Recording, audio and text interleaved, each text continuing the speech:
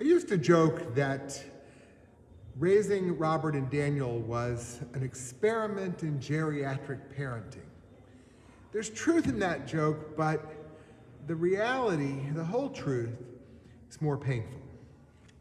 Tony's and my struggle with infertility was no secret, but it took place many years before we moved to Little Rock, so it is mostly unknown here. After failing to conceive the natural way, we tried everything.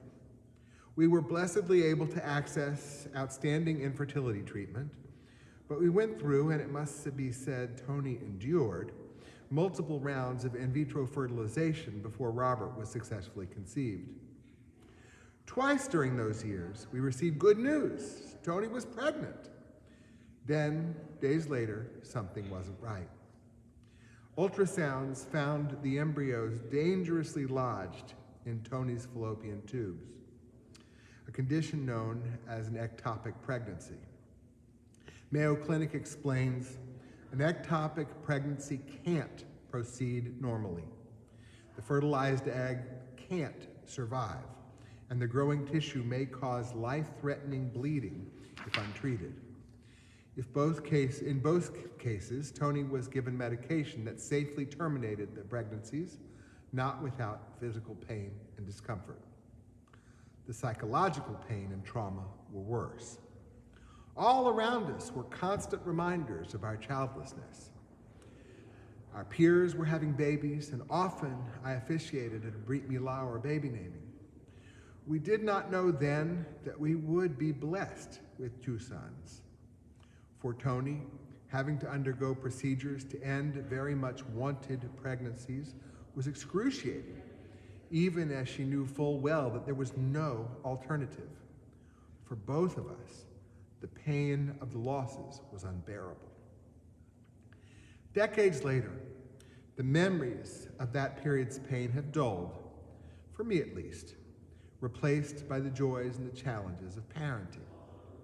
Reflecting a quarter century later, I'm grateful that Tony's doctor was able to end those life-threatening pregnancies safely. And given the landscape of abortion rights in America today, and particularly in Arkansas, I am thankful that neither we nor Tony's doctor had to jump through legal hoops, dangerously delay the procedure, contemplate getting on an airplane to access life-threatening, life-saving medical care, or worry that the doctor might go to prison. We were also comforted by the knowledge that those abortions were not only permitted, but required in our Jewish tradition.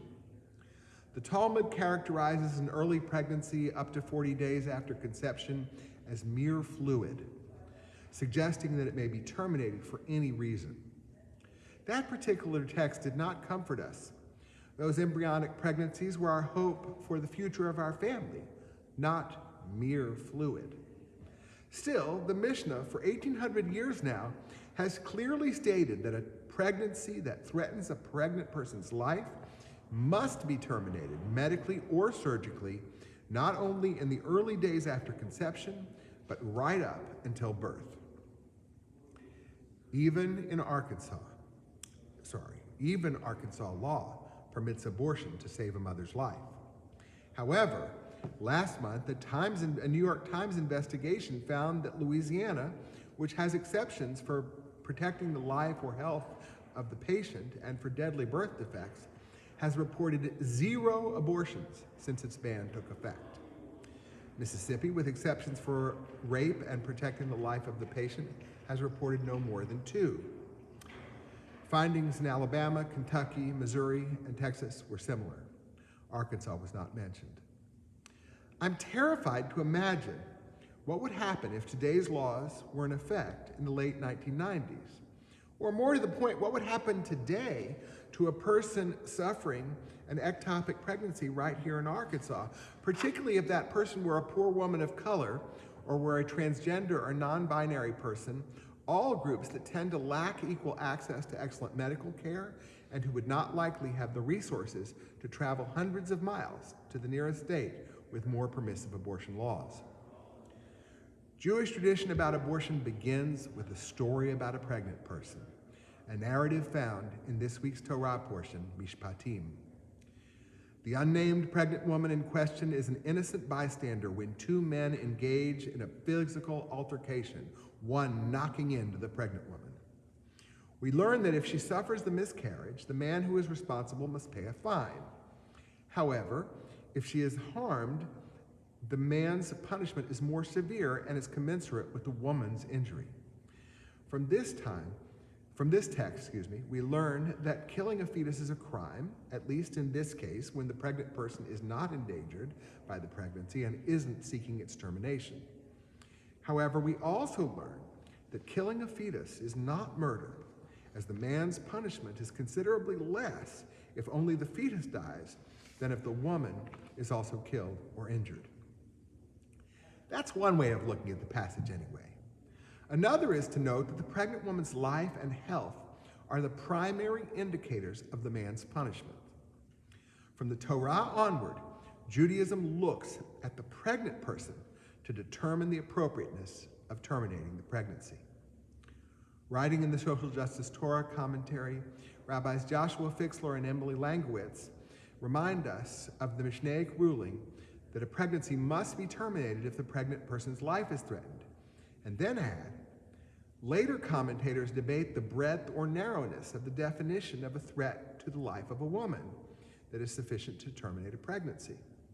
Some are more permissive of the range of emotional as well as physical impacts that could justify an abortion, while others understand the instances of permissibility with excruciating parsimony. Rabbis Fixler and Langowitz ask us to think deeply about the pregnant woman of Parashat Mishpatim. Not only is she unnamed, she is all but absent from subsequent conversation about the passage. Commentators, Fixler and Langowitz charge, miss the opportunity to see her as a subject rather than an object. And that matters. To see the woman as merely a hypothetical in a legal case study is to deny that such cases as these were very real to the people who experienced them. One way to combat that silence is to hear stories of those who have needed an abortion. I have shared one from my own family. Just as Rabbi Fixler tells the story of his grandmother's illegal abortion decades before Roe versus Wade.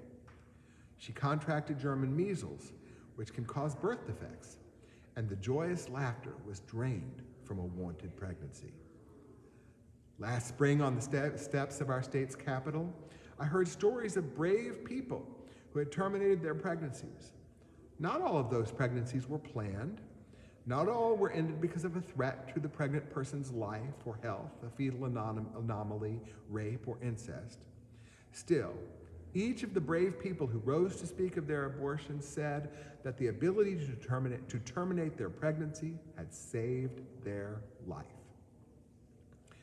Like the termination of Tony's and my ectopic pregnancies, none of those abortions was easy for the pregnant person involved. Tony and I had no choice, but most of those people faced an array of options, all of which would negatively impact their lives and well-being. Our Jewish tradition, from Torah to this very day, insists that the pregnant person must be our central concern when the question of abortion is raised. Not just pregnant people in general, but each specific person, their situation, and their needs. Let us open our ears and our hearts to hear those stories in all their painful variety. Only the pregnant person, in discussion with their own conscience and/or whomever they choose to consult, can determine what they need. Let the laws of Arkansas and across this free country offer grace and justice to pregnant people who must be at the center of every decision about abortion. The sign in my yard reads, "Abortion bans are against my religion. Now you know why."